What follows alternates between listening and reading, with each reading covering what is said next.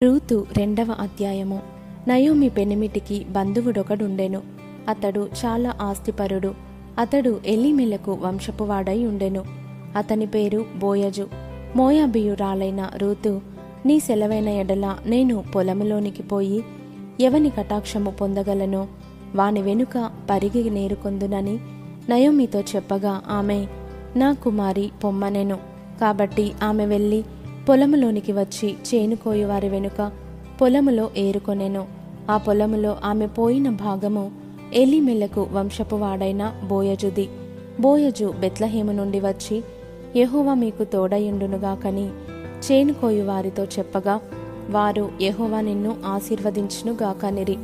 అప్పుడు బోయజు కోయువారి మీద ఉంచబడిన తన పనివానిని చూచి, ఈ చిన్నది ఎవరిదని అడుగగా, కోయువారి మీద నుంచబడిన ఆ పనివాడు, ఈమె మోయాబు దేశము నుండి నయోమితో కూడా తిరిగి వచ్చిన మోయాబీయురాలైన యవ్వనురాలు. ఆమె, నేను కోయువారి వెనుకకు పనల మధ్యను ఏరుకొని కూర్చుకొనుటకు దయచేసి నాకు సెలవిమ్మని అడిగెను. ఆమె వచ్చి ఉదయము మొదలుకొని ఇది వరకు ఏరుకొనుచుండెను. కొంతసేపు మాత్రము ఆమె ఇంట కూర్చుండెనని వాడు చెప్పెను. అప్పుడు బోయజు రూతుతో, నా కుమారి, నా మాట వినుము. వేరొక పొలములో ఏరుకొనుటకు పోవద్దు, దీనిని విడిచిపోవద్దు. ఇచ్చట నా పనికత్తెల యొద్ద నిలకడగా ఉండుము. వారు కోయు చేను కనిపెట్టి వారిని వెంబడించుము. నిన్ను ముట్టకూడదని యవ్వనస్తులకు ఆజ్ఞాపించి ఉన్నాను. నీకు దాహమగునప్పుడు కుండల యొద్దకు పోయి పనివారు చేదిన నీళ్లు త్రాగుమని చెప్పెను. అందుకు ఆమె సాగిలపడి తల వంచుకొని, ఏమి తెలిసి పరదేశినైన నాయందు లక్ష్యముంచినట్లు నీకు కటాక్షము కలిగెనో అని చెప్పగా, బోయజు, నీ పెనిమిటి మరణమైన తరువాత నీవు నీ అత్తకు చేసినదంతయు నాకు తెలియబడెను.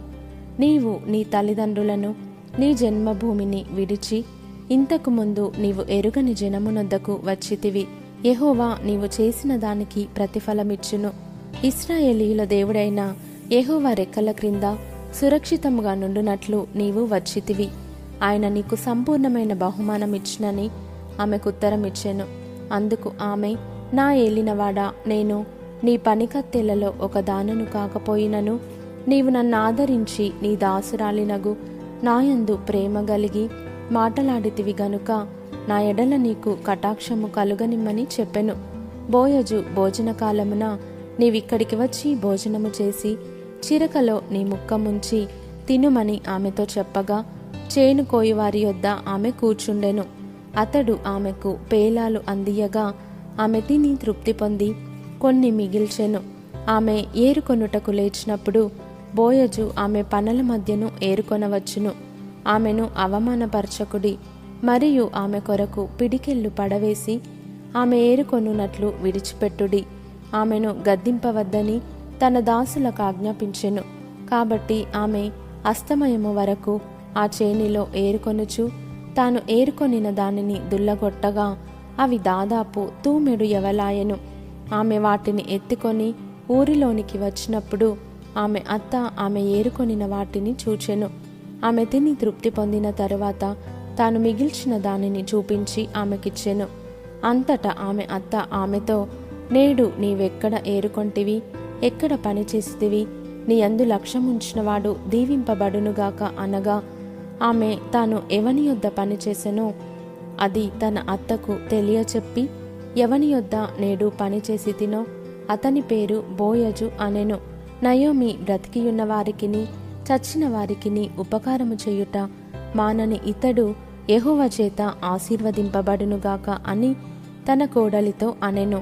మరియు నయోమి, ఆ మనుష్యుడు మనకు సమీప బంధువుడు, అతడు మనలను విడిపింపగల వారిలో ఒకడని చెప్పగా, మోయాబీయురాలైన రూతు, అంతేకాదు, అతడు నన్ను చూచి తనకు కలిగిన పంటకోత అంతయు ముగించు వరకు తన పనివారి యొద్ద నిలకడగా ఉండుమని నాతో చెప్పెననెను.